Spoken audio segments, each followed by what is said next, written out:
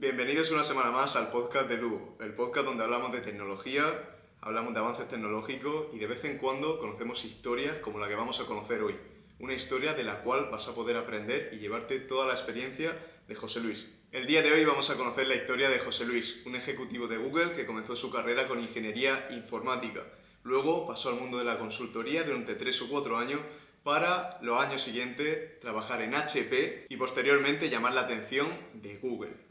Y oye, hay que dar las gracias al Hotel Icon Embassy, un pedazo de hotel que se han portado súper bien con nosotros, está chulísimo y oye, nos han dejado la sala de reuniones para hacer este pedazo de podcast. Así que nada, muchísimas gracias, dejaremos aquí el link también del hotel y nada, a disfrutar del podcast. José Luis, cuéntanos quién eres y qué estás haciendo actualmente. Bueno, soy José Luis Pulpón, soy un ejecutivo de negocio dentro de Google, donde, bueno, pues el mes que viene haré 15 años y os tengo que reconocer que se me ha pasado volando. Soy padre de 3 hijos, felizmente casado, y una persona que me gusta disfrutar de cada día. Y soy de los privilegiados que disfruta con su trabajo. Con lo cual, para mí eso es una de las mayores suertes. Probablemente a lo largo de la carrera vas eligiendo lo que te gusta y lo que no. Yo creo que esa es la clave. Qué guay. Has dicho algo muy chulo, que ha sido que has estado 15 años y se te ha pasado volando. Y llega una edad, aunque nosotros nos veas jóvenes, yo incluso ya me veo un poco viejo y digo, ostras, es que se me pasa el tiempo ya volando. Una vez que empiezas con la rutina, se te pasa volando. Cuando te das cuenta de esta vida acelerada y dices, ostras, voy a pararme y voy a disfrutar cada día. ¿Cuándo te das cuenta? Porque es bastante curioso. Pues te diría que no es una cuestión de edad, ¿eh? Yo creo que no es una cuestión de edad, es una cuestión, como dicen los ingleses, de mindset, ¿no? Cuando realmente disfrutas con lo que haces y además disfrutas en el camino y no centrándote solo en el objetivo, yo creo que es cuando el tiempo fluye, es cuando disfrutas y es cuando realmente, bueno, pues le sacas el máximo partido a esta vida. El hecho de que pase muy rápido lo consideras algo bueno. Porque estás disfrutando. Lo considero bueno porque quiere decir que estoy disfrutando. No lo considero tan bueno porque es verdad que en muchos casos hay momentos de mi vida que me encantaría volver a vivir por lo bien que me lo he pasado, lo que he aprendido o la pedazo de experiencia que ha podido ser. Sí, justo antes de meternos en la historia y tal, justo ha empezado y ya he visto un dato curioso y me ha parecido interesante comentarlo. Y es que justo tuvimos una entrevista de las más importantes que no se va a poder ver porque perdimos el archivo y fue con el ex jefe de la estación de la NASA de Madrid y estuvo 45 años en la NASA, una barbaridad, y lo que nos dijo es, ostras, es que se me ha pasado el tiempo, que han sido 45 años y parece que se me ha pasado en un día. Y luego también hay como un mensaje que, no sé esto sí que no lo sé de dónde lo he visto, pero le preguntaban a gente ya mayor, le preguntaban, ¿de qué te arrepientes? Y decían, de trabajar tanto. Entonces por eso he intentado conectarlo y digo, a lo mejor en un momento te has dado cuenta de que estabas trabajando muchísimo y tenías que disfrutar más de la vida. No lo sé, por eso te lo he preguntado. Bueno, te he arrancado diciendo que yo soy de esas personas que disfruto con mi trabajo, disfruto mucho porque tengo la suerte de trabajar con gente muy potente de la que aprendo y que además saben también cómo tomárselo con sentido del humor. Yo no me arrepiento para nada de haber echado tiempo porque también lo he hecho mucho por otros. Yo creo que ese es el buscarle sentido a las cosas. Si no lo encuentras, probablemente tengas un problema. También es cierto que actualmente, y en los 15 años que he estado trabajando en Google, me han permitido balancear muy bien vida personal y vida profesional. Para mí, cada vez que viajo, es un punto menos, pero por el hecho de o no desayunar o no cenar con mis hijos y mi familia y mi mujer, no tanto por lo que voy a estar fuera. Ese es el único punto en el que muchas veces digo, qué rabia que no estoy. Al mismo tiempo, siempre que estoy en casa, aquí en Madrid, desayuno y ceno prácticamente la totalidad de los días. Y creo que no todo el mundo puede decir lo mismo en un puesto de misma responsabilidad. Y para mí eso es un lujo. Qué bien. Yo creo que ese es el punto que busca cualquier estudiante, cualquier persona, llegar al punto de, oye, de que tu día a día sea un disfrute y que no te des cuenta y que de verdad estés a gusto donde estás y con el trabajo en el que te encuentras. Pero sabemos también que para llegar a esta situación no ha sido de la noche a la mañana, has tenido que pasar por un largo camino. Entonces vamos a tocar, ¿no?, desde el inicio hasta saber también cómo nosotros, que todavía no tenemos mucha idea de dónde vamos a llegar, Sí. poder llegar a ese punto de decir, vale, he llegado donde tenía que estar. Sí, a mí me gustaría hacer un apunte y es que creo que el ser feliz trabajando también es un trabajo personal, porque una persona infeliz va a ser infeliz en cualquier puesto de trabajo. Entonces, ¿cómo tú has conseguido desarrollarte tanto personalmente como profesionalmente para ser feliz trabajando? Siempre me ha gustado muchísimo, disfruto mucho aprendiendo. Entonces, también es otra parte de ese conocimiento. Igual que cuando haces ejercicio generas endorfinas, yo cuando estudio y aprendo también las genero. Entonces, para mí siempre, cada 2 años, he intentado combinar el trabajo con la formación. De acuerdo. Y tengo una pregunta personal como estudiante. Cuando veo un perfil como el tuyo, de que mientras trabajaba sacaba un máster, uno en Harvard, otro en London, digo, ostras, ¿cómo lo harán? Es decir, ¿cómo compaginabas trabajo y hacer un máster? Bueno, en primer lugar, yo siempre he sido muy claro y con todos los managers o jefes que he tenido he sido muy transparente y sí os diría, un tip es pedid, pedid y pedid, explicar por qué y qué es lo que vais a conseguir para vosotros y qué impacto va a tener en la compañía. Pero no dejéis de hacerlo. Yo en muchos casos siempre he tenido un apoyo de las diferentes empresas en las que he estudiado para precisamente el poderlo conseguir. Y luego también hay una parte de organización y eficiencia en tu día a día. Si eres un desastre organizándote y si no vas a saber manejar bien el tiempo, pues probablemente no puedas hacerlo. Yo en mi caso tenía muy claro que saber decir que no en determinados momentos cuando estás en esa parte del máster para sacar el máximo partido, pues es lo mejor. El año pasado, por ejemplo, hice un máster para prepararme para ser consejero en ESADE.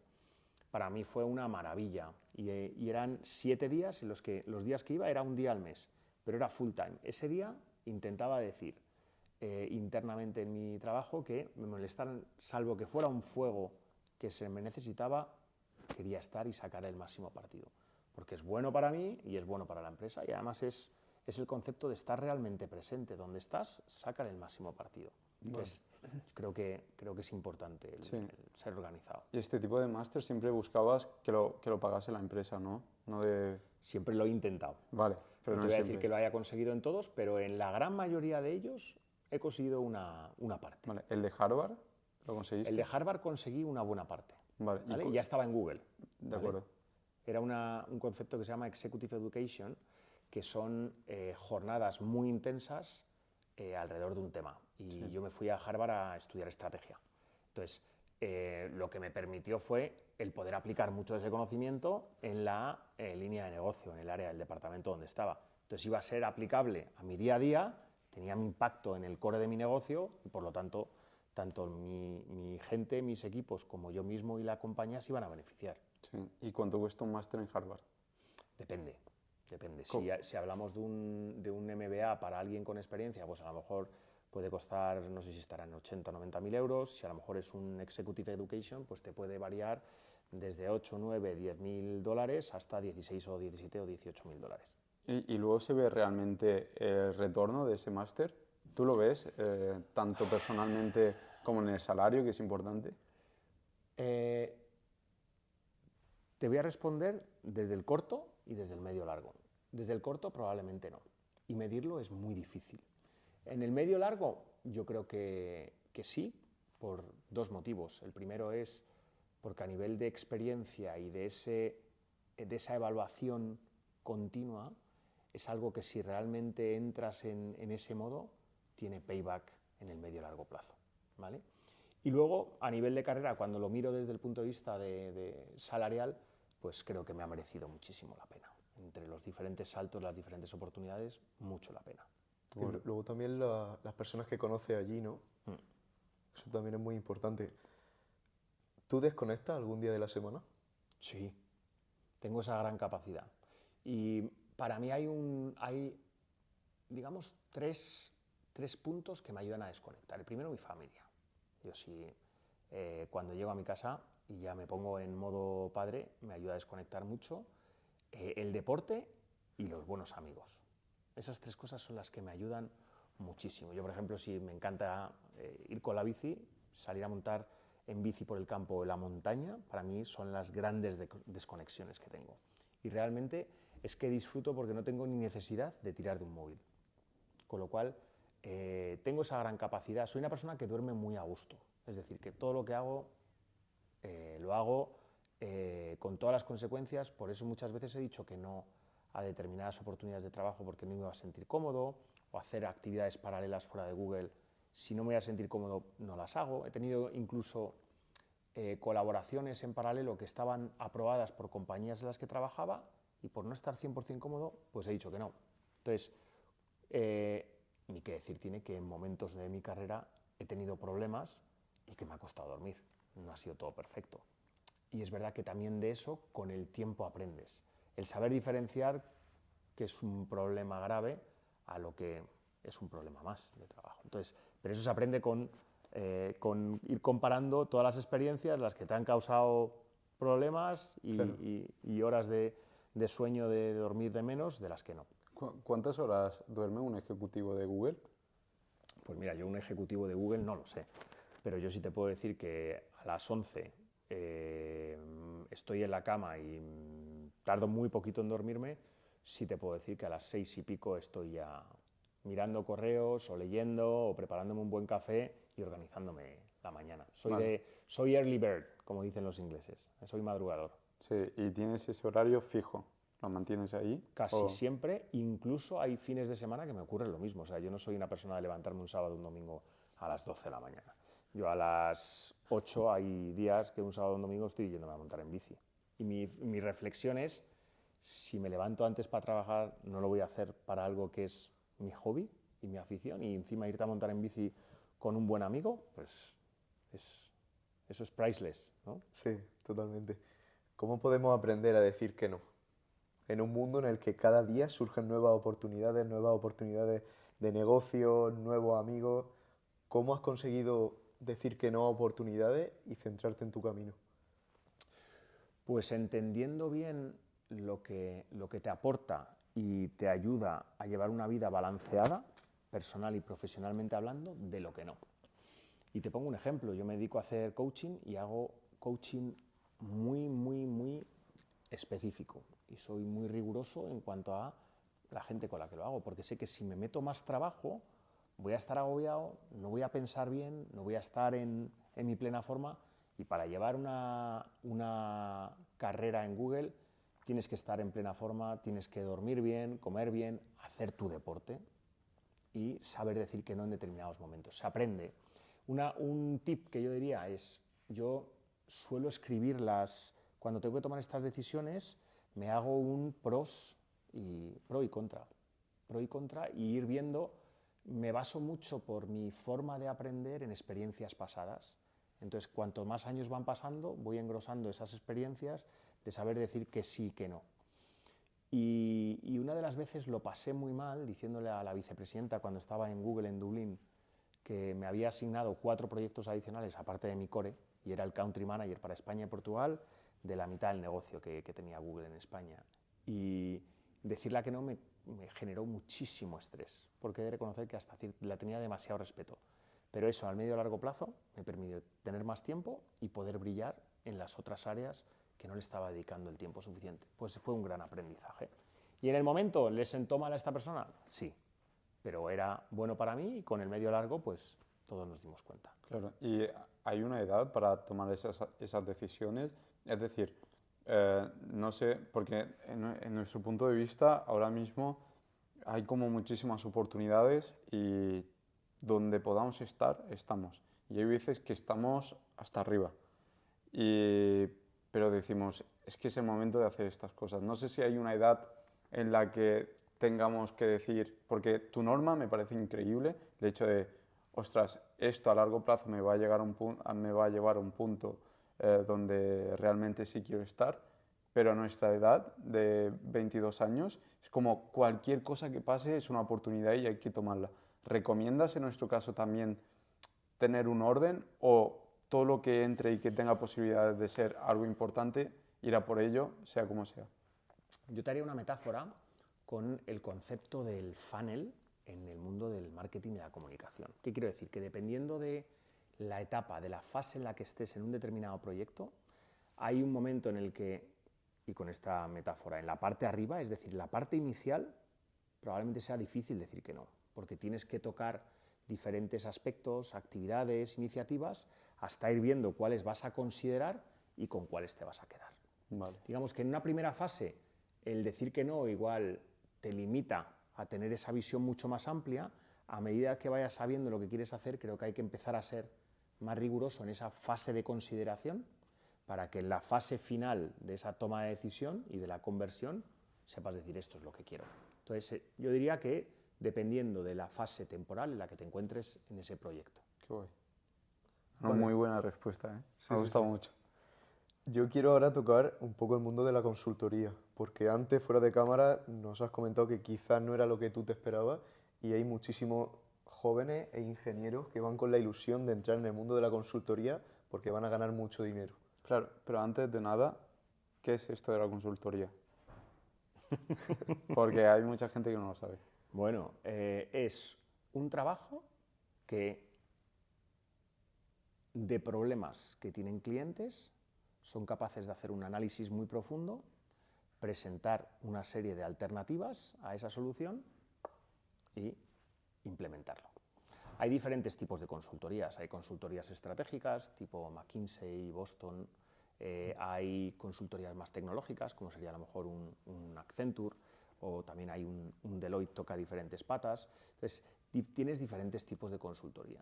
Yo puedo hablar de la que yo tuve la experiencia de trabajar al principio, que fue una consultoría más tecnológica. Entonces, es verdad que la tecnología de hace pues, casi 24 o 25 años era diferente a la de ahora.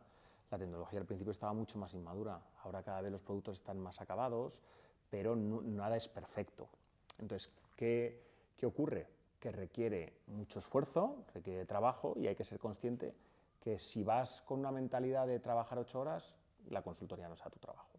Si vas con una mentalidad de no, yo quiero ir, hacer lo que me pidan y se acabó, no es tu trabajo. Si vas con una mentalidad de crecer, de aprender y te gustan los retos, probablemente sea tu trabajo. ¿Es una buena oportunidad para arrancar y decidir si es lo que te gusta o no? Pues probablemente sí. Como os he dicho, yo aprendo mucho de mis errores y saco muchos aprendizajes. Para mí, el que me tocara en esa edad temprana me permitió saber que estar aprendiendo constantemente de proyectos de diferente naturaleza me sacaba demasiado de mi zona de confort y yo prefería una especialización. Por eso salté de la consultoría a un fabricante de tecnología como HP, donde yo quería trabajar y profundizar en una determinada área, no tocando un proyecto de desarrollo de software en el Cibercafé de París para luego irme a un operador de telco de una de las grandes operadoras francesas y luego irme a un tema de páginas web. Entonces, había demasiada distancia de un proyecto a otro y a mí me incomodaba demasiado. Probablemente a lo mejor por mi capacidad o por mi forma de aprender o por mi enfoque. Y no sin olvidar que cuando yo tuve probablemente a lo mejor la buena o mala suerte de caer en un primer proyecto que fue súper exigente desde un punto de vista de horas, de estrés a nivel de cierre, pues también sabía que eso, si es un momento puntual en tu vida, está bien, si es una constante, pues en mi caso no era lo que yo quería. ¿Y cómo era un día trabajando en una consultoría? Bueno, yo trabajaba en el 100% de los casos en casa del cliente. Entonces, dependiendo del proyecto, varía muchísimo. Creo que sí es importante todo el ejercicio que puedas hacer de o bien el área de expertise en la que tú te quieras focalizar o bien la industria en la que te quieras focalizar, te puede ayudar mucho a centrar más el tiro que yo no hice. Yo no hice mis deberes antes de... Yo, de hecho, para seros franco, empecé a trabajar en consultoría sin tener muy claro qué era la consultoría. Con gente que hablo ahora, yo tengo hijos y les digo, la mejor forma de saber si algo te va a gustar o no a nivel de carrera es hablar con gente que trabaja en esa industria o en esa profesión, porque te van a dar tips que te van a acercar mucho más tu percepción de lo que es la realidad. Entonces, no hay como trabajar o hablar con un consultor para que te diga exactamente en qué se basa su trabajo. Claro. Te he preguntado, José Luis, que era una consultoría, porque tengo compañeros de clase que me dicen, yo quiero trabajar en una consultoría. Y le digo, ¿pero qué es? Y me dicen, no lo sé.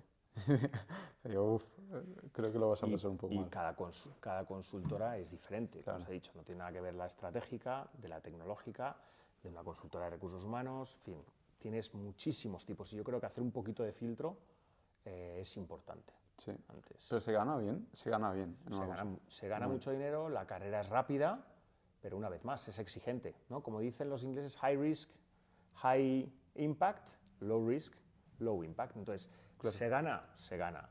¿Se puede progresar muy rápido? Se puede progresar muy rápido. El salto después de una consultora a cualquier otra compañía, pues es más sencillo, por supuesto que sí, pero tiene esa parte de apuesta, de tener que dar un poco más y que creo que tiene un buen retorno. Entonces, ante la duda, no pasa nada por chocarse y es el doble de aprendizaje. Sí, y te abre mucho la puerta a viajar fuera, ¿no? Me imagino. También. Sí. También. Yo estando trabajando en París, me asignaron un proyecto que me fui despatriado a Suiza. Entonces, para mí aquello fue un aprendizaje tremendo, en el que sin conocer a nadie me tuve que ir a Ginebra, una ciudad muy bonita, pero muy aburrida. Que con 25 años yo decía algunos días que acababa de trabajar, ¿y qué hago aquí? Y me iba a mi hotel, a veces me daba vueltas alrededor del lago, pero decía, joder, estoy súper bien pagado, estoy aprendiendo un montón, pero desde un punto de vista personal, hasta que luego poco a poco fui conociendo gente, amigos, y ya empecé a salir a cenar y a tener una vida. Y luego ya volví otra vez a París, a lo que era mi casa en ese momento, y vuelto otra vez a una vida más normal. ¿Y tenías vida social? Ahí cuando estaba en consultoría, a lo mejor en los años más duros. Tenía vida social, pero se reducía. Cuando yo veía a otros compañeros de otros puestos de trabajo en los que podían salir prácticamente 5 de 5, pues yo no me lo podía permitir, sobre todo porque la energía no me daba y si salía y al día siguiente tenía que estar en pie. Y había algunos días en los que he salido a las 12 de la noche, incluyendo sábados y domingos. Entonces, ¿eso es puntual? Es puntual, pero si te lo cuentan, cuando pasas por ahí, si llega, ya no es una sorpresa. Entonces, el evitar o gestionar bien las expectativas desde un punto de vista profesional y del impacto en tu vida personal, creo que es muy bueno. Y alguien que con confianza te pueda hablar de esas potenciales sorpresas, creo que también es muy bueno. ¿Cuál fue tu momento más duro en consultoría? Pues el momento en el que yo tenía que acabar un proyecto y que ya llevaba 2 meses y medio y que se había vendido para 3 meses y que todavía nos quedaba pues más del 70%. No sabía, yo ya había pedido ayuda varias veces, pero no me habían escuchado. Era como, lo sacará, como todos los consultores. Y claro, era un proyecto de desarrollo de software y cuando empiezas a encontrarte más retos, más problemas a nivel de integraciones, de protocolos, de incompatibilidades por los diferentes sistemas operativos, era complejo. Entonces, el tener una reunión, tu gerente, el cliente y yo diciendo que donde iban a ser 3 meses van a ser 5 y encima inicialmente que iba a tener un sobrecoste para el cliente, pues te puedes imaginar el rebote que se cogió el cliente. Entonces, ese fue uno de probablemente los momentos de mayor estrés en mi temprana vida profesional. ¿Y cómo gestionas tú esos días? Porque son muy duros. Pues yo lo gestioné muy mal y aprendí mucho, porque efectivamente, si yo volviera otra vez a ese minuto 1, hubiera sido mucho más claro con mi gerente. Hubiese traído datos, pruebas, información de la situación lo más pronto posible para poderlo gestionar lo antes posible y una vez más poder aplicar una solución al problema. Luego con el tiempo vinieron refuerzos, el hecho de venir refuerzos ya no estaba solo, trabajar en equipo es algo que me gusta y de lo que disfruto y empezamos a sacar el problema entre todos y fue un antes y un después. Pero en ese momento fue muy duro, con lo cual cuanto antes puedas sacar a la luz los potenciales problemas que pueda haber con tu manager responsable, el verbalizarlos, el poner claramente los riesgos y las oportunidades de cada situación, cuanto antes mejor. ¿Y cómo fue tomar la decisión de dejar la consultoría de lado para llamar la atención de Google? No, fue primero Bueno, HP, ¿no? primero fue Bueno, HP, HP. porque entre la consultoría y Google fueron 8 años de HP.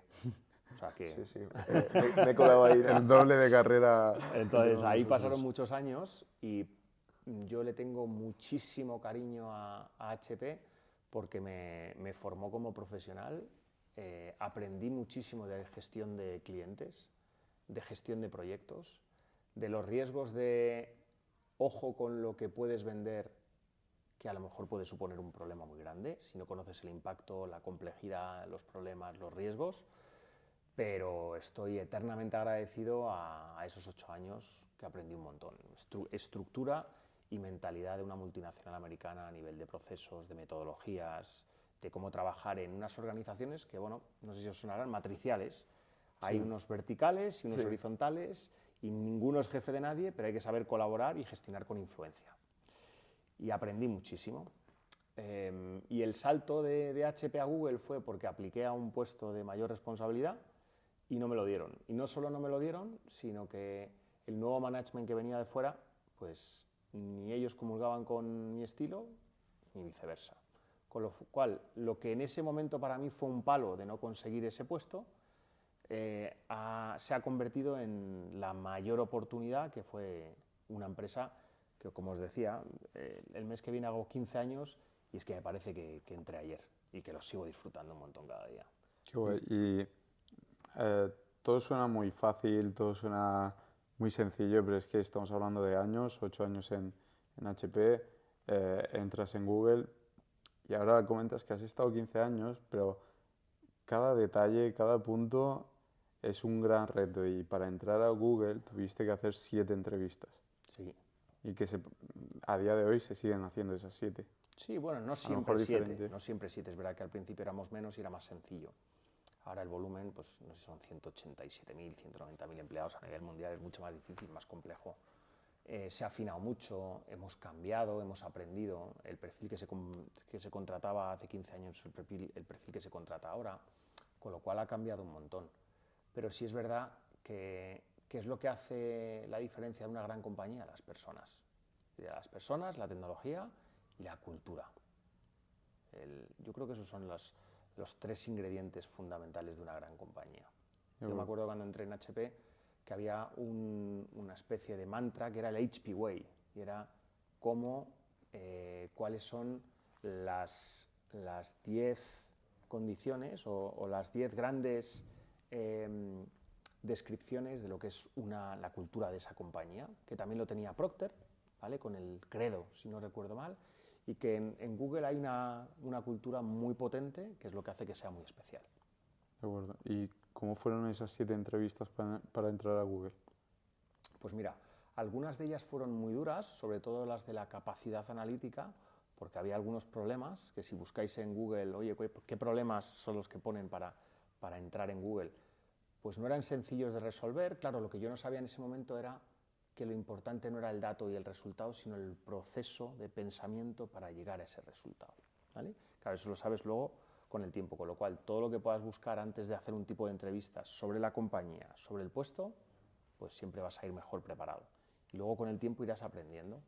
Es verdad que luego tuve alguna otra que fue más sencilla y alguna que fue muy, muy diferente, en la que se me hicieron algunas preguntas para las que no me había preparado, que no tenían nada que ver ni con el negocio ni con lo que había hecho anteriormente. ¿Cómo cuáles? Pues me hicieron una pregunta de, oye, ¿tú te llevas los problemas a casa? Y le dije, pues hombre, depende. Le jugué un poco al gallego hasta que fui consiguiendo más información. Con lo cual, uno de mis grandes aprendizajes en ese proceso es, si no tienes claro qué te están preguntando, pregunta.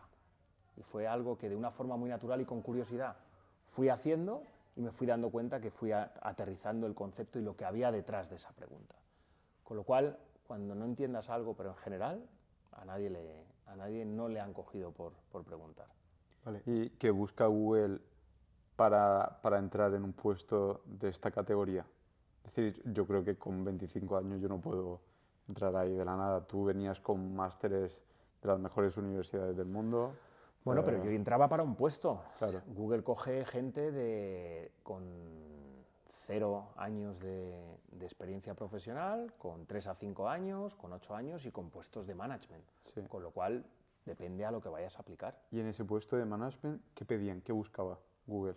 Yo entré para un puesto que era de individual contributor, o sea, yo no iba a ser manager Vale. en Google. Google normalmente siempre dice que haces un downgrade en tu carrera profesional, ¿no? Que bajas digamos como en que una escala. bajas.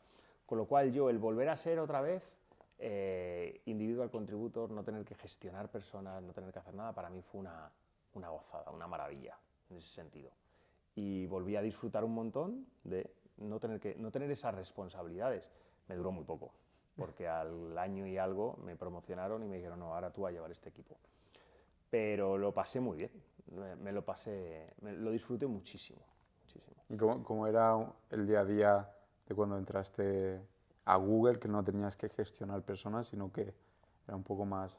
Pues yo tenía un conjunto de productos y soluciones con un conjunto de clientes a los que había que vender, más una parte de formación y de impacto más allá de mi trabajo para el que se me había contratado.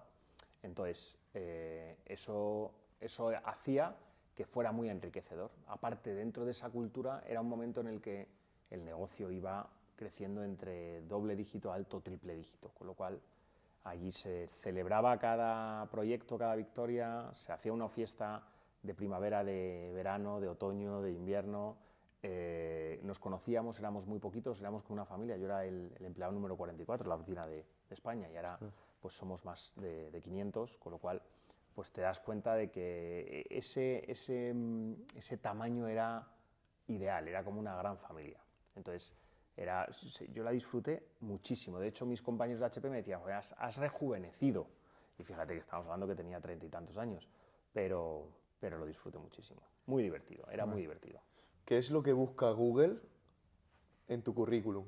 ¿Qué es lo que más, por ejemplo, a ti te llama la atención en un currículum que diferencia, por ejemplo, mi currículum de los demás? Pues cuando yo apliqué a Google, lo que buscaban era mi conocimiento en las industrias que yo había trabajado y en las que yo tenía experiencia, que era tecnología, fabricante y los proyectos que había podido llevar a cabo. Eso era lo principal. Lo que menos le preocupaba era que no supiera los productos que yo iba a tener que vender. ¿Por qué? Porque Google tenía muy claro que con una buena capacidad y la experiencia que es complementaria a Google, para formarse en los productos clave para Google, ya habría tiempo y ya se iba a encargar Google. Entonces, eso fue lo más importante. ¿Qué es lo que diferencia o qué se mira realmente en un currículum? Pues mira, y esto es algo que podréis buscar, y si ponéis, oye, ¿cuáles son los grandes aspectos que se analizan o que se buscan dentro de Google para contratar a un empleado? Pues hay una parte de iniciativa desde tu vida personal y tu vida personal, profesional y personal. El que ante un determinado proyecto nadie te tenga que preguntar y tú por tu propia iniciativa busques una alternativa a ese problema, des una solución, lo comuniques, lo compartas y lo escales, ¿vale? Que seas una persona analítica, en la que ante un determinado proyecto no digas esto porque sí, sino que hayas pensado un poco ese razonamiento. Que tengas cierto conocimiento del área para el que se te va a contratar y luego que hagas fit, o sea, que encajes dentro de esa cultura, ¿vale? Y todo esto, pues, se llega a conclusiones en base a preguntas, a muchas preguntas, y acorde con los ejemplos que seas capaz de dar, pues así tendrás más oportunidades o menos oportunidades. ¿Cómo es la cultura de Google? ¿Qué diferencia la cultura de Google de otras grandes empresas? Pues, en primer lugar, es una cultura de generosidad, es de poner al cliente en el centro y luego de una cultura divertida. De generosidad, porque lo primero que te dicen es, si ves que vas a tardar más de 5 minutos en encontrarlo, pregúntalo a alguien antes de perder 5 minutos. Con lo cual, esa disposición de ayudar y de dar servicio a los demás es algo que es fundamental. Pero es que incluso se premia. Tenemos un mecanismo interno para poder premiar esa generosidad. ¿Y cómo se premia? Pues se llama peer bonus y es, si tú me ayudas ante un determinado problema de una presentación que yo tengo que hacer para un cliente, yo tengo un mecanismo que me voy a una página web donde meto el link de la página web, selecciono tu LDAP, que es tu login, que concuerda con tu correo electrónico, y digo, quiero darle las gracias a esta persona, fulanito y menganito, por esta ayuda que me ha dado, pum. Y eso tiene una pequeña compensación económica, con lo cual, razón de más para que la gente no solamente sea un gracias, sino también tiene ese pequeño detalle. Y además tú decides quién quieres que vea ese correo de agradecimiento. Con lo cual también desde un punto de vista de esa visibilidad interna, pues también se promueve el hecho de que no solamente lo vayas a recibir tú, sino también tu jefe o tu jefa y algunas otras personas que a lo mejor interesan por el impacto en el proyecto. Entonces, tiene mecanismos de agradecimiento también, no solamente es cultura, sino que la compañía lo promueve. Qué interesante, ¿eh? Es súper interesante. La primera vez que escucho algo así. Muy interesante. Además, Qué guay. a mí personalmente me apasiona la gestión de compañías tan grandes porque digo, si ya organizar un evento en la universidad es complicado, a este nivel, es decir, ¿cómo gestionas gente que tienes en Asia, en India, en Europa y que todo funcione y que se cree ese ecosistema y que todo vaya adelante? Me parece increíble y súper guay. Duda personal, ¿cómo son las oficinas de Google? ¿Tienes al entrar manzanas, peras, comida o...? Sí, y hay, pero tiene un porqué. Y existe el concepto de la micro kitchen o de esas pequeñas cocinas. ¿Y por qué? Porque son sitios o zonas de reunión, que lo que hacen es fomentar la comunicación, fomentan la interacción entre los empleados y al final haces pequeños descansos que te ayudan a coger algo de energía, refrescarte para luego otra vez volver a concentrarte. Al final dicen que la atención humana, pues más allá de 1 hora y 20, pues empieza a caer. El hecho de que puedas tener esos momentos de pequeño descanso, que además tienes el lujo de poder tomar esa fruta o ese pequeño snack, pues la verdad es que es un privilegio. Y eso es una realidad. Entonces, lo tienes también zonas del futbolín, que probablemente a lo mejor se usa menos de lo que a lo mejor en prensa se dice. Pero sí es verdad que ese momento de hoy una partida, y a lo mejor son 8 o 10 minutos, tiene un efecto de desestresar y de reírte, una vez más, una fase de generación de endorfinas muy buena. ¿Y solamente tenéis futbolín o tenéis mucho más juegos? Hay muchos más juegos, hay dardos, hay también una especie como de karaoke, hay algunos instrumentos musicales, hay una mesa de ping-pong, tenemos un gimnasio en el que también se dan clases o te puedes ir para allá después del trabajo o cuando tú te quieras organizar. O sea, hay muchos beneficios que hacen que te sientas súper agradecido a la hora de... ¿Y la comida está todo el día disponible? No, la comida está disponible. Tienes tus cafés con algo para desayunar y luego a la hora de comer, pues normalmente, no sé si empieza a la 1, en España es a la 1 y es de 1 a 3 ese servicio de comida. Vale. También es verdad que nos hace muy eficientes, Claro. porque claro, estando en la Torre Picasso, bajas una planta, comes y subes. Es que me da tiempo a comer tranquilamente en media hora cuando la mayoría de la gente de la torre tiene que salir, pedir mesa, esperar colas, comidas, y la comida es muy sana y tú decides lo que comes. Con lo cual, es algo que está incluido dentro de tu parte de esa remuneración y que es muy cómodo. Entonces, está muy bien. Qué guay, qué guay. Tú has visto, José Luis, muchas empresas, o por lo menos has estado en consultoría, en HP, Google. ¿Qué crees que diferencia a las empresas que tienen éxito de las que no? Pues, en primer lugar, es lo que te decía, las personas, ¿vale? La calidad de las personas hace una grandísima diferencia. Segundo es la tecnología, ¿vale? Y luego tercero, también los líderes. Un líder marca mucho la diferencia. Un líder que sepa hacia dónde quiere ir.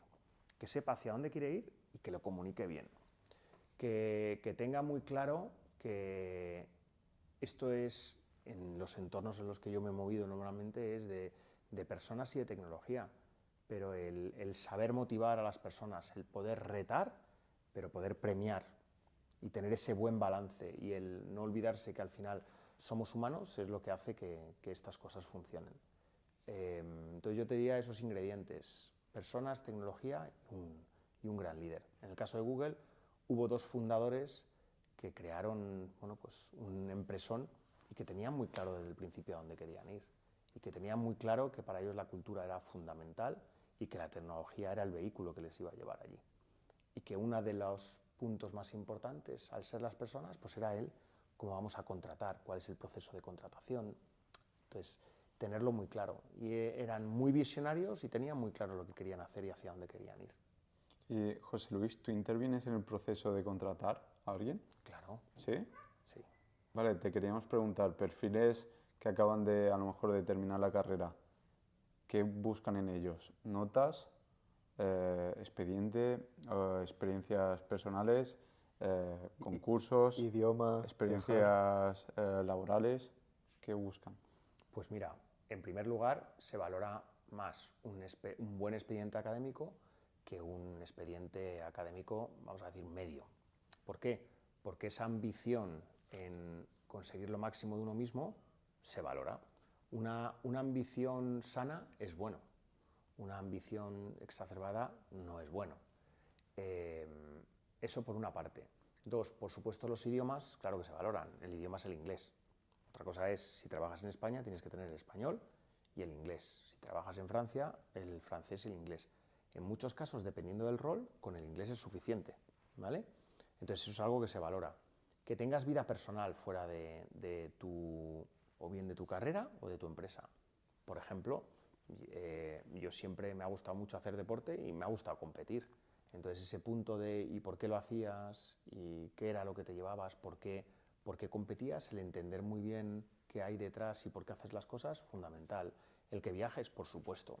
El que hayas hecho cosas diferentes y que aportes un pensamiento, como se suele decir, lateral, que traigas, aparte de core, un punto adicional y diverso a la cultura de Google es fundamental. La diversidad es fundamental. Se anunciaba antes de ayer que ya a nivel del management europeo había el mismo número de hombres que de mujeres. Eso es una maravilla, porque a partir de ahí es que ya todo es, el mérito nos llevará a unos o a otros más arriba, pero ya no hay discusiones de si hay más hombres. Eso es una gozada poderlo decir. El que haya diferentes religiones y que se te permita hablar de esas religiones, pues es una maravilla también. Bueno, como veis, soy un enamorado y un agradecido, ¿no? Pero también es verdad que el hecho de haber estado en otras compañías anteriormente me ha permitido comparar y poderlo valorar. De acuerdo. Te quería preguntar ya personalmente, actualmente, y no solamente actualmente, sino en las otras empresas que has estado, has tenido que liderar a un grupo de personas. ¿Cuáles son tus técnicas a la hora de liderar un proyecto? ¿Cómo gestionas? Porque cada persona es un mundo, cada persona tiene un carácter, a cada persona le molesta y le gusta unas cosas. ¿Cómo gestionas tú un proyecto con personas tan diferentes? Y es más, estando en Google, son perfiles muy top. ¿Cuáles son tus trucos? Yo soy muy claro y soy una persona de equipo, pero porque uno de mis mantras es solo puedes ir más rápido, pero juntos puedes ir más lejos. Y a mí me gusta tener impacto mucho más allá. Para hacer algo de un pasito, pues realmente para eso me lo hago yo solo y ya está. Pero si estás dentro de un equipo, pues eso es lo que hace la gran diferencia. Entonces soy muy claro en esa parte de gestionar pensando en el objetivo del equipo. Soy muy claro. A mí me gusta una filosofía de cero sorpresas. Es decir, que yo siempre que te mire no va a haber nada que no te haya dicho o que esté en el run run, sino que siempre te voy a decir lo que pienso y que tú y yo vamos a saber en todo momento dónde estamos. Con lo cual ese punto de cero sorpresas te hace que estés tranquilo, a gusto, porque no va a haber sorpresas y que por lo tanto vas a poderlo dar todo de ti mismo para ese objetivo. Y si tú me preguntas sobre, oye, ¿cómo me estás viendo? ¿Qué me hace falta para crecer? Te voy a ser muy claro y te voy a ser muy específico con el ejemplo. Dicen que un gran manager se diferencia en la capacidad de poder dar un buen feedback, ¿no? Una opinión sobre la calidad de tu trabajo y tu fit dentro de lo que es ese equipo. Pues eso también lo hago. Luego me gusta pasármelo bien, porque soy una persona que me gusta reírme, y luego me gusta respetar, dar el espacio sin ser micromanager, pero haciendo entender a todo el mundo que yo sí tengo que dar una respuesta sobre determinadas métricas, determinados números y determinados planes. Y yo comparto lo que me piden para que todo el mundo también entienda que cuando lo pregunto hay siempre un porqué. Arranco siempre con el porqué de las cosas, para que la gente, el porqué y el para qué. no es algo que yo me haya inventado o que sea capricho mío. Y tradicionalmente no me ha ido mal, y te puedo decir que cada día aprendes algo nuevo a nivel de gestión de personas y gestión de equipo. Cada día. No es algo que al principio aprendas más o menos, se aprende siempre, de cada equipo. Vamos a darle ahora la vuelta. Hemos hablado desde el punto de vista de líder, ahora desde el punto de vista de empleado. Es decir, tú has dicho que eres muy claro y obviamente desde tu punto lo veo y digo, es que tiene que ser así. Pero a lo mejor yo soy empleado en Google y tú eres mi jefe y yo tengo ambición de crecer y hacer las cosas bien, y hay una cosa que no está bien en la empresa, que se debe comunicar. Al menos yo creo que se debe comunicar. ¿Cómo puedo hacerlo para decírtelo y que no sienta mal? A lo mejor también hacer una crítica constructiva y que el jefe que no se lo tome mal, porque hay un libro que se llama Conversaciones críticas y es que dice, o transmites bien el mensaje para caerle bien y que vea que lo que estás diciendo tiene sentido y va a hacer un bien a la empresa, o se lo dices mal y te va a echar la cruz. Entonces, ¿cómo se puede hacer? Para mí yo creo que es importante separar percepción de realidad. ¿Qué quiero decir? Que cuando tú expliques ese problema, pongas encima de la mesa cuáles son los hechos que son irrebatibles. Un ejemplo, veo un mal ambiente y te voy a poner un ejemplo. De hace un mes ahora, estábamos comiendo los 8, ahora solamente comemos 3. Cuando antes teníamos 180 mensajes con bromas, ahora no llegamos ni a 10 y solamente estas 3 personas. El otro día que hemos tenido una reunión, el tono, y se lo puedes preguntar a A, B y C, ha sido este. Me preocupa. Mi sensación, que está habiendo algunos problemas, te lo pongo encima de la mesa, porque no me está ayudando personalmente a trabajar. Mi percepción y mi sensación es que la comunicación es mucho más lenta. Entonces, hay hechos por un lado, de percepciones, sensaciones personales por otro. Entonces, en los hechos, vas con datos, nadie te puede decir que eso no sea así. Otra cosa es, te podrán decir si eso es muy o poco grave, o déjame que lo escale o no, de lo que también es tu percepción y tu sensación, que eso es algo que tú es lo que sientes, lo que tú percibes, que tampoco nadie te puede decir nada. Por lo menos, eso es una buena forma de cómo enfocar el subir un problema, con datos y con una percepción muy personal de la sensación que tú tienes acorde de cómo estás trabajando versus cómo estabas trabajando. Vale, perdón, Pablo, es que estoy ahí en la conversación. Soy un empleado muy ambicioso y me gustaría escalar la empresa. ¿Qué consejos me darías? Reales. Pues no, yo no soy empleado de Google, no, ánimo, trabajo mucho. Reales, desde tu punto de vista personal. Pues yo te diría que fueras muy claro en cuanto a tus ambiciones, pero que también seas muy consecuente en lo que puede costar y cómo vas a querer llegar ahí. ¿Qué quiero decir? Hay muchas formas de llegar, has dicho escalar, ¿vale? Pero creo que el tener muy claro qué es lo que va a hacer falta para yo poder llegar ahí y preguntarlo, creo que es uno de mis principales mensajes. No pienses, no es que yo creo, el yo creo, yo pienso, quítalo de la ecuación. Es qué necesito exactamente para llegar ahí. Y pregunta, porque yo en mi caso, en mis experiencias más tempranas, he pecado de no preguntar, por ser demasiado mirado. Y ahora lo pregunto casi todo. ¿Cómo haces para no preguntar de más? Porque si empiezas a preguntar mucho, no llega un momento que te dice el jefe, oye, a ver. La gestión de la... Pero bueno, mira, yo te pongo un ejemplo. Me acuerdo que me tocaba dar, cuando estaba en Dublín, sesiones a todos los nuevos empleados. Y eran gente muy joven y muy ambiciosa. Y no habían ni empezado a trabajar y ya estaban preguntando, ¿qué tengo que hacer para el siguiente nivel?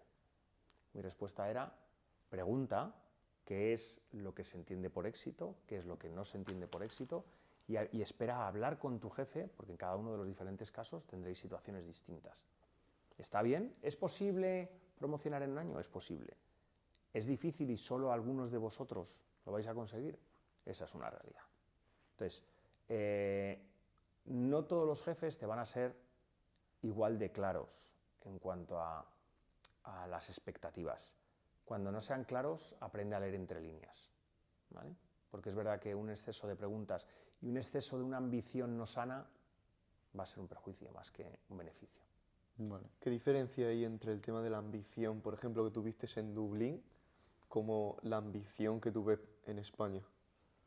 Antes hemos estado hablando un poco de los conceptos que se tiene aquí en España como ambición y que quizás no es algo tan positivo como a lo mejor en otros lugares del mundo. ¿Cómo lo ves y por qué crees que esto es así? Bueno, culturalmente es verdad que hay culturas que hay determinadas palabras o determinadas actitudes que no están bien vistas. En el mundo anglosajón, ser ambicioso profesionalmente hablando está bien visto. En determinados entornos en España no es así y que culturalmente no está bien visto. Creo que es importante entender la cultura en el país donde estás y cómo funciona para saber cómo llevarte el ascua a tu sardina, que al final tú lo que quieres es crecer, pues a lo mejor no hay que decir yo soy ambicioso, sino lo que yo quiero es crecer, aprender mucho y aportar lo más posible. Por eso ahí el punto de la comunicación y expresarlo acorde con la cultura de la compañía, creo que es bueno. Entender muy bien cuál es la forma que a tu manager le va a llegar lo que tú quieres o saber o aprender de la forma más eficiente. Si, no es una persona, si tu jefe o tu jefa son unas personas muy directas, utilizas un mismo modo de comunicación. Si son más a través de historia, tráete una historia para explicarlo. Si son más analíticos, tráeles datos. Entonces creo que eso es importantísimo, el adaptar tu comunicación a la del receptor, que en este caso es tu manager. ¿Cómo consigues leer a las personas? ¿Hay algún libro, algún curso que tú hayas hecho para entender también el lenguaje no verbal? Pues probablemente lo que más me ha ayudado a mí en mi vida es haber pasado por todo el proceso de haberme convertido en coach de carrera. ¿Por qué? Porque hay dos cosas fundamentales para entender muy bien lo que me has preguntado. Una es una escucha activa y la otra hacer buenas preguntas. Dicen que la escucha la puedes dividir en 3 niveles. Una simplemente está viniéndote el sonido. Una segunda a prestar atención ya al contenido de las palabras del mensaje y de cómo te lo dicen, y otra parte al body language, a la expresión corporal. Si eres capaz de prestar atención a esos 3 niveles, te irás dando cuenta de exactamente lo que te han dicho. No es lo mismo decir, bueno, parece que este hotel no está mal, de decir, este hotel es maravilloso. Son 2 formas distintas, pero en cada una de esas expresiones ya hay un pequeño matiz del no está mal a este hotel es maravilloso, ¿vale? Y a lo mejor están pensando al final lo mismo, pero ya el enfoque es diferente. Y por otra parte, el preguntar. Hay preguntas abiertas y preguntas cerradas. Con la cerrada, a lo mejor lo que vas a conseguir es un sí o un no, ¿vale? Con la abierta vas a conseguir mucha más información que a lo mejor no tenías en el radar, que puede ser interesante, para luego acabar llegando a la pregunta cerrada. Entonces, hacer buenas preguntas y una escucha con atención son 2 de los consejos que te daría para saber leer entre líneas. Mira, había también un tema que se me había quedado antes pendiente cuando estaba hablando del tema de manejar equipo, y es que hubo una pregunta que hicimos hace unos días a una cardióloga de Oxford, que estudió también en la Politécnica de Valencia, y nos dijo que, bueno, simplemente mi pregunta pues fue como muy genuina y le dije, oye, tú que eres una persona que está en el top mundial de personas que más saben de cardiología, ¿cómo lo has conseguido? Creando equipos y manejando equipos. O sea, me llamó muchísimo la atención porque ella ahora mismo ya no se dedica a la investigación, sino que se dedica a manejar y a sincronizar personas con un objetivo en concreto. Y estuvimos hablando como 15-20 minutos acerca de cómo ella podía lidiar con todos esos egos que hay en Oxford, Harvard y todas estas, todos estos conglomerados de universidades, y nos dijo eso, el tema de formar equipos. Entonces, ¿cómo una persona puede hacerse excelente a la hora de gestionar equipo? Para ser excelente, yo creo que tienes que haber gestionado muchos equipos y de una naturaleza muy diferente. O sea, algo que, por ejemplo, se valora mucho en Google es el haberte movido de un rol a otro para que tu experiencia cada vez sea más redonda. Y en el caso concreto de equipos es que tengas la oportunidad de gestionar gente de diferentes perfiles, diferentes especializaciones y con egos distintos. Con lo cual, todo lo que acabas de comentar es lo que te va haciendo que te enriquezcas mucho más y puedas llegar a ser un líder excelente. Cada líder es distinto, ¿vale? Cada líder es distinto. Yo creo que cada uno se describe o le describen de una forma diferente. Hay líderes mucho más visionarios estratégicos, hay líderes que son mucho más emprendedores. Entonces hay un líder para cada momento y para cada compañía también. No todos los líderes valen para todo, ¿no? Pero yo te diría práctica y práctica en equipos de diferente naturaleza, perfil, experiencia, edad. ¿Un líder se hace o se nace? Yo creo que las dos cosas. Yo de pequeño, cuando se lo cuento a mis hijos, se tronchan de risa. Yo ya era delegado cuando estaba en el colegio, y era delegado no solamente de mi clase, sino que acababa siendo delegado del ciclo. Y en algunos casos la armé y me llamaron la atención y me quitaron de ser delegado porque era un poco rebelde. No me arrepiento para nada, son años de la experiencia de mi vida en el colegio que me lo pasé pipa, pero creo que hay una parte que se nace y otra que se hace. Y dices, ¿y si no nace se puede hacer? Sí. O sea, la respuesta es sí. Otra cosa es, como todo, es el talento y la práctica. Si tienes mucho talento pero no practicas, pues habrá alguien que te adelante. Claro. Lo hago siempre la metáfora con los grandes deportistas. Rafa Nadal, hay talento y hay trabajo. Entonces, es difícil debatir. Claro, ya quiero también un poco... Yo hablaría sobre todo de Google, en la situación actual de Google. Sí, Es decir, quería preguntar por la tecnología, el futuro a lo mejor, sí, pero... justo eso. ¿En qué situación se encuentra Google? ¿Qué está buscando actualmente? Pues yo creo que la misión de Google sigue siendo exactamente la misma, que es organizar la información del mundo de manera que sea accesible y útil para todo el mundo. Y el gran salto que hemos escuchado hablar hace poco de la inteligencia artificial va en línea con el mismo propósito y la misma misión. Con lo cual, sigue en la misma línea independientemente que se incorporen nuevas innovaciones, nuevos productos o nuevas tecnologías. Claro. ¿Cómo ve Google la inteligencia artificial? Estratégica. Hay un pilar fundamental que lo lleva desde proyectos de innovación, cores para su negocio y productos de consumidor. Por ejemplo, los grandes ejemplos que hay con Google Fotos, que tú puedas llegar con tu móvil a una tienda, hagas una foto y te diga exactamente dónde lo vas a poder comprar o adquirir en esa tienda o a través de comercio electrónico, pues es un avance espectacular. Lo mismo en Google Maps, los algoritmos para poder llegar lo antes posible de un punto a otro o de la forma más sostenible y más verde posible. Hay inteligencia artificial. Sí. Hay muchísimas aplicaciones, pero tiene un ángulo de responsabilidad que es fundamental y es una de las grandes prioridades. Claro, justo, ¿cuándo fue? Ayer, ¿no? Ayer entrevistamos a un profesor de nuestra universidad, de la Politécnica de Valencia, que lleva 25 años dando clases y su especialidad es inteligencia artificial. Y hablamos y llegamos a la conclusión, no conclusión, pero nos dijo de que cuanto mayor la base de datos, mejor el algoritmo de inteligencia artificial. Y como Google no hay ninguna base de datos.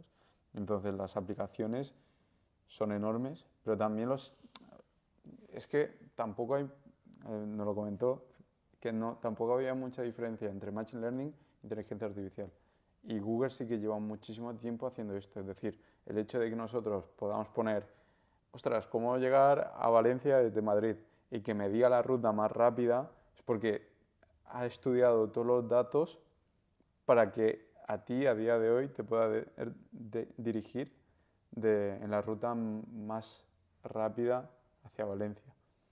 Pero se puede decir algo, no sé si es secreto de empresa, pero se puede decir algo que ya están con el objetivo en ello, Google. Bueno, todo lo que has visto publicado, es que hay una barbaridad. ¿Qué es lo mayor así que está buscando Google que a ti te sorprende y que se puede decir también a día de hoy? Para mí los tres ángulos que te he compartido, que es core para el negocio, core para los productos y core para el consumidor. Es que se está aplicando inteligencia artificial en todas y cada una de las patas de la compañía y que se lleva aplicando a inteligencia artificial desde hace muchos años, no es nada nuevo. Entonces, yo llevo trabajando en el mundo del marketing digital varios años y el poder tener la capacidad de ayudar a una compañía a predecir el comportamiento que tienen sus potenciales clientes, analizar el lifetime value de un cliente en base a algoritmos, el que podamos automatizar la captación de nuevos clientes de una forma rentable, de una forma eficiente y eficaz, es una pasada, es una pasada.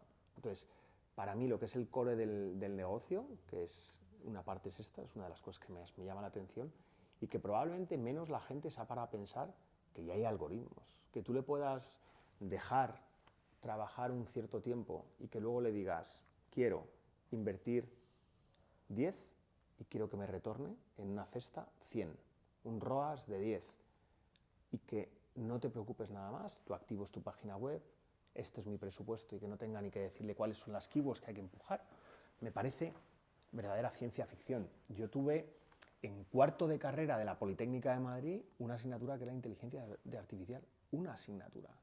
Y la gran diferencia es que los datos, pues imagínate, tenía 20 megas en la cuenta de la escuela.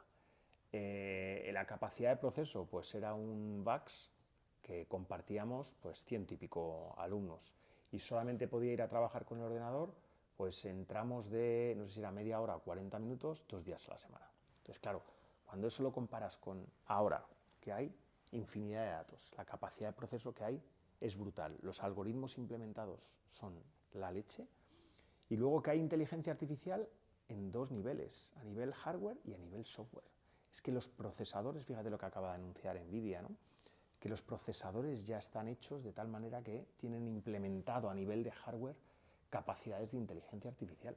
Entonces estamos en un mundo que se abre, es una verdadera transformación, ¿no? Es otra, como cuando la máquina de vapor, ¿no? Estamos ante otro salto más de grandes logros de la humanidad, que combina todo. ¿Considerar la inteligencia artificial como a lo mejor el nuevo Internet?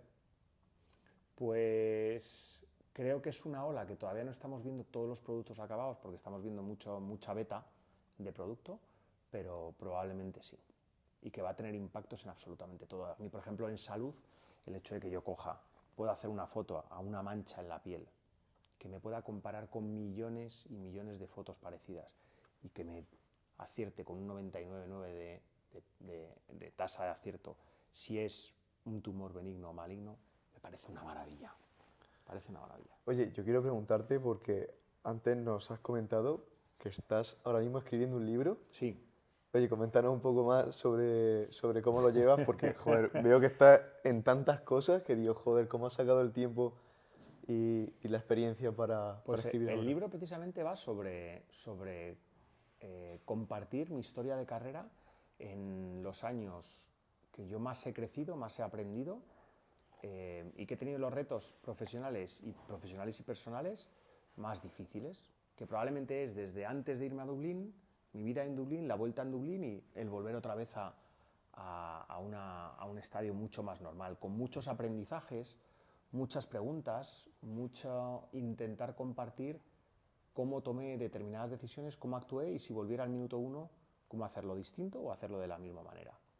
¿Por qué? Pues porque me encantaría que si yo puedo ayudar a gente a que leyendo el libro puedan tomar decisiones más correctas, pues eso es lo que me voy a llevar. ¿Cuándo vamos a poder leerlo? Pues mira, todavía no lo sé, todavía estoy a punto de pasar al Ecuador, ya llevo 10 capítulos, pero espero que para el 24 seguro. Muy bien, muy bien. 24 de... 2024, el año que viene. Vale.